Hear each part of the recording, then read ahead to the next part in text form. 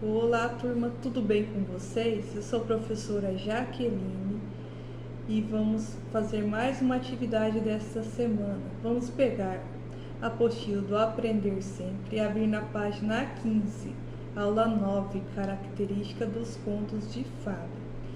Os contos de fada, eles são marcados, caracterizados por personagem central, conflito e desfecho. O que seria esse conflito nos contos de fada? Seria um problema que surge ali na história e precisa de uma solução. A solução, no caso, seria o desfecho dessa história, tá bom? Vamos para a atividade? O que vamos aprender? Nesta aula, você vai refletir um pouco mais sobre a estrutura dos contos de fadas. Em muitos contos há um conflito, ou seja, um problema que precisa ser resolvido pelos personagens. Sua resolução equivale ao desfecho da história.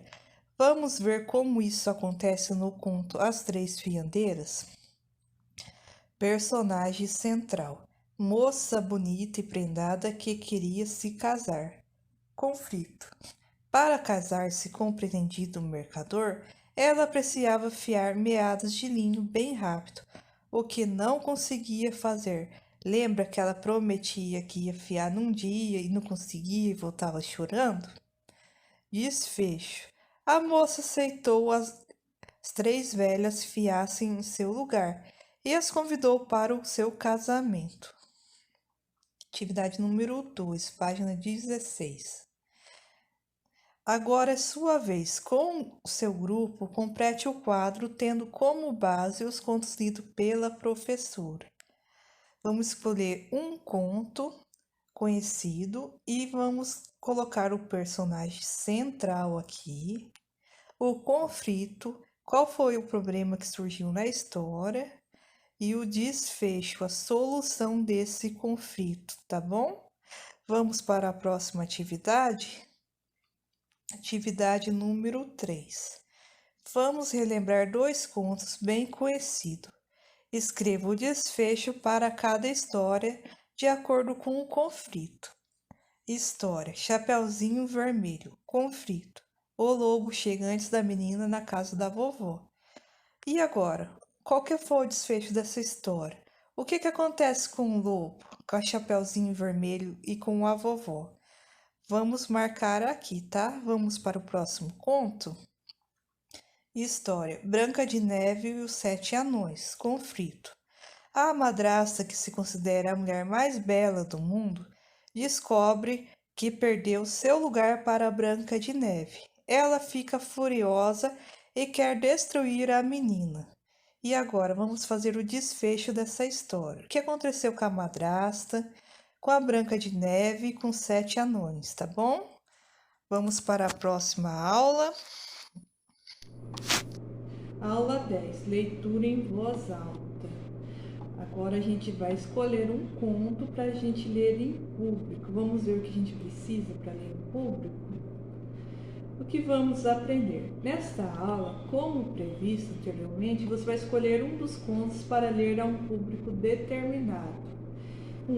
Marque um X e o conto que você quer ler. As Três Fiandeiras, A Fiandeira Preguiçosa, outro conto, qual? Vamos marcar o nome desse conto aí na linha, tá bom? Número 2, ensaie a apresentação, lendo o conto escolhido para os colegas do seu grupo. Depois, com o grupo, pense em algumas dicas para uma boa leitura em voz alta. Escreva nas linhas a seguir. O que a gente vai fazer? A gente vai pedir ajuda da família para a gente ensaiar a leitura deste conto. Vou deixar aqui duas dicas para a leitura, tá bom? Uma boa leitura. A gente tem que ler com antecedência, revisar o conto.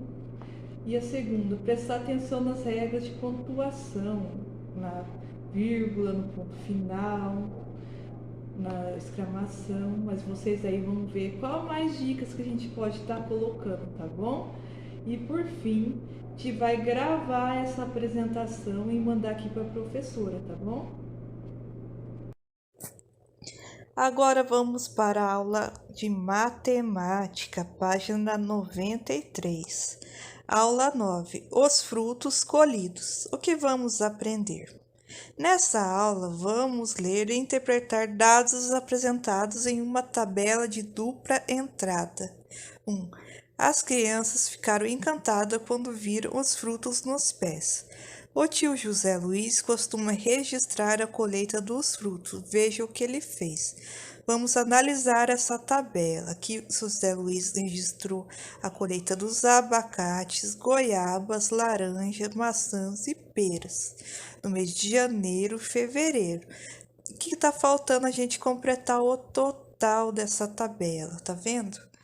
Não está marcado o total aqui dos abacates, da goiaba, da laranja, da maçã e da pera. Vamos fazer uma continha de adição. Somar os abacates de janeiro e os abacates de fevereiro e colocar o total. Em seguida, vamos fazer isso com todas as frutas e vamos responder as questões abaixo. Agora que a tabela está completa, vamos analisar ela e responder as questões abaixo, prestando bastante atenção, olhando bem as informações. Quantas laranjas foram colhidas em janeiro? B. Quantos abacates foram colhidos em fevereiro? C. Quantas goiabas foram colhidas nesses 2 meses? D. Qual fruta foi colhida em menor quantidade nesses 2 meses? Agora vamos para a nossa última aula. Aula 10, as frutas e doces do sítio. Página 94. O que vamos aprender nesta aula? Vamos resolver problemas matemáticos. Tia Sandra e tio José Luiz gostam de preparar doces com produtos do sítio. Para fazer doce de laranja e de abóbora, veja os ingredientes necessários. Doce de laranja: 2 kg de açúcar, 1 dúzia de laranja maduras. Doce de abóbora: 1 kg de abóbora de pescoço cortada em cubos, 600 gramas de açúcar, 1 colher de sopa de cal virgem, água para cobrir a abóbora e deixar de molho, aproximadamente 2 litros, 2 paus de canela em rama, 4 cravos da Índia, 500 ml de água para a calda. Agora vamos para a questão número 1. Serão preparadas 3 receitas de doce de laranja e 2 receitas de doce de abóbora. Escreva as quantidades necessárias de cada item para o preparo dos doces. Vamos prestar atenção que, é 3 receitas de doce de laranja e 2 receitas de doce de abóbora. A gente vai ter que fazer uma multiplicação desses ingredientes, tudo bem? Agora vamos para a nossa última atividade. Observe a ilustração e responda. Sem contar de uma em uma, você acha que há 30 laranjas? Mais de 30 ou menos de 30? Vamos anotar na linha abaixo. Quantas são as laranjas na ilustração? Como você obteve o resultado? Lembrando que não vai valer de contar de uma em uma. Vamos utilizar outras estratégias e anotar como que você chegou no resultado para contar essa tabelinha da laranja, tá bom? Beijos, até a próxima aula.